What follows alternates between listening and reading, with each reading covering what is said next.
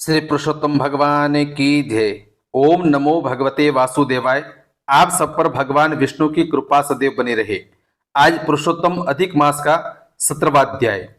आज द्वितीय श्रावण मास अधिक मास कृष्ण पक्ष दूज वार गुरुवार, तारीख 3 अगस्त 2023। कल की कथा में था कि सुदेव ब्राह्मण को गरुड़ जी ने पुत्र का वरदान दिया और समय आने पर गौतमी गर्भवती हुई और उनके 10वें महीने में एक सुंदर बालक को जन्म दिया।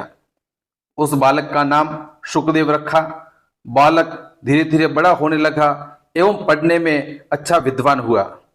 एक बार क्या हुआ, देव ऋषि वहां पर पधारे और देव ऋषि के चरणों में जाकर उस बालक ने प्रणाम किया। देव ऋषि बोले कि हे सुदेव, तुम्हारा पुत्र धन्य है, तुम भी धन्य हो, तुम्हारा भाग्य भी धन्य है जो इतना सुंदर पुत्र आपको मिला है। फिर ऋषि ने कहा कि हे सुदेव ब्राह्मण, तुम्हारा यह पुत्र 12 वर्ष की उम्र में जल में डूबकर यह मृत्यु को प्राप्त होगा, इसकी मृत्यु हो जाएगी। इस प्रकार कहकर सुदेव ब्राह्मण मुनि के वचनों को स्मरण कर कर बड़ा दुखी रहने लगा। मुनि चिंता से युक्त हो गया।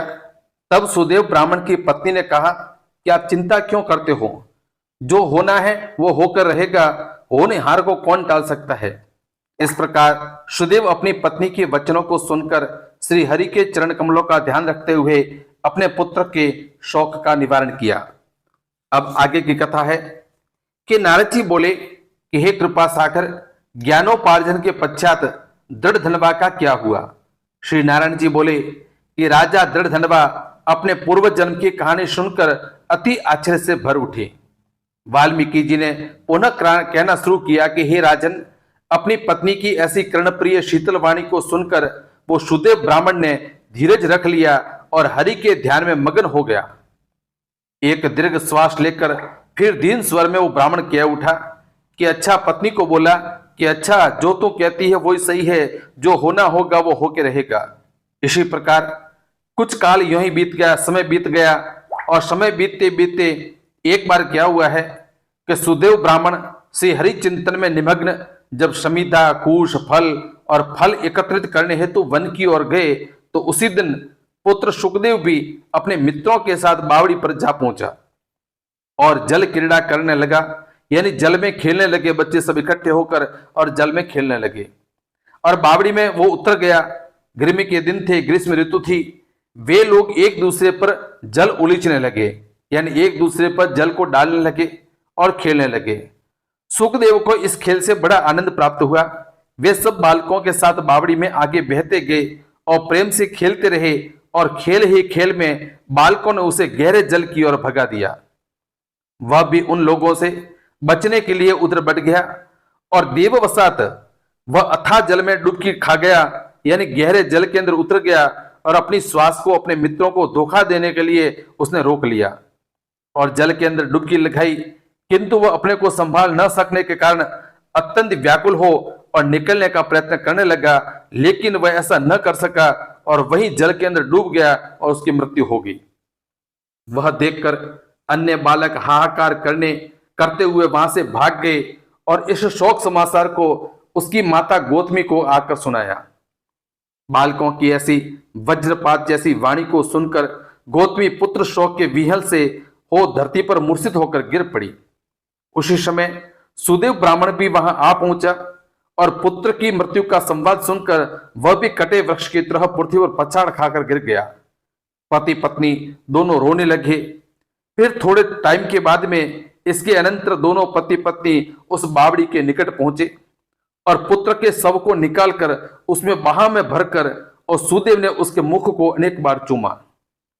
इसी तरह पुत्र के मुख को देखकर और करुण रुदन करता हुआ रोता हुआ सुदेव गदगद वाणी बोला, अपने पुत्र से बोलने लगा कि हे पुत्र, मेरे सोच को दूर करने वाली मनोहर शीतल वाणी से मुझसे वार्ता तो कर। हे बेटे, मेरे से कुछ बोल तो श्री, मुख से कुछ बोल। हे वत्स, वृद्ध माता पिता को असमय में छोड़कर तुम्हारा जाना यह क्या उचित है। हे पुत्र, तुम शीघ्र उठो और ये सोना छोड़कर जल्द ही पढ़ने के लिए बैठो। मैं तुम्हें छोड़कर घर नहीं जाऊंगा, वहां अब रखा ही क्या है। मैंने कोई निंदित कार्य नहीं किया है, ब्रह्म हत्या नहीं की है, तिस पर भी किस कुकर्म को मुझे ये फल मिला है? ऐसा मैंने कौन सा पाप कर दिया है जो उस पाप के कारण तुम मुझे छोड़कर चले गए हो? हे निर्दयी विधाता, तुम इस दीन वृद्ध की आंखें निकालकर क्या लाभ मिला? मेरे एक ही तो आंख थी, वो भी आपने ले ली है। हे पुत्र, तुम कुछ तो बोलो। तुम्हारी ये माता कुर्री की भांति सारी लज्जा को त्याग कर कैसा विलाप कर रही है? क्या उसे देखकर भी तुम्हें कुछ दया नहीं आती है? मुझसे तो राजा दशरथ ही धन्य थे, जिन्होंने अपने पुत्र श्री रामचंद्र जी के वन घमंड करने पर अपने प्राणों को त्याग दिया। ये वे पुत्र के विरह से ही इतने दुखी हो गए, लेकिन मैं अपने पुत्र के निधन पर भी जीवित हूं। मुझे धिक्कार है। फिर वो अपने प्रभु से प्रार्थना करने लगा, हाथ जोड़कर ईश्वर से प्रार्थना करने लगा कि हे गोविंद, हे विष्णु, हे यदुनाथ, हे रुक्मिणीपति, हे मुरारे, दीनों पर दया करने वाले दयालु भगवान, मेरी पुत्र के शोकानल से रक्षा करें। अतः श्री पुरुषोत्तम महात्म्य 17वां अध्याय समाप्त संपूर्ण। आपको ये अध्याय वीडियो कैसा लगा कमेंट करके बताएं, व चैनल को सब्सक्राइब व लाइक करें, व कमेंट में जय श्री कृष्ण अवश्य लिखें।